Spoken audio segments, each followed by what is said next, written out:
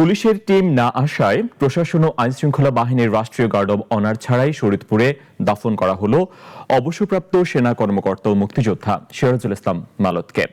সোমবার দুপুরে জেলার ভেদরগঞ্জ উপজেলার ডিএম খালি মোল্লাকান্দি গ্রামে এ ঘটনা ঘটে। এ নিয়ে সচেতন মহলে বইছে সমালোচনা ঝড়।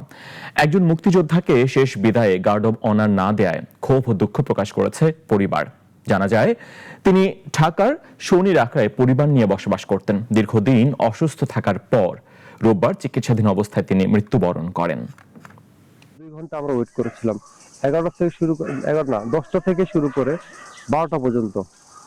তো পরে আমরা এসএলএ স্যারকে বলছি আমরা ওয়েট করতে পারবো না, আমরা দাফনের ব্যবস্থা করবো। তো অনেক চেষ্টা করার পরেও জেলা থেকে কোনো পুলিশ আসেনি বা থানা থেকে তাদের সাথে যোগাযোগ করা হয়েছে।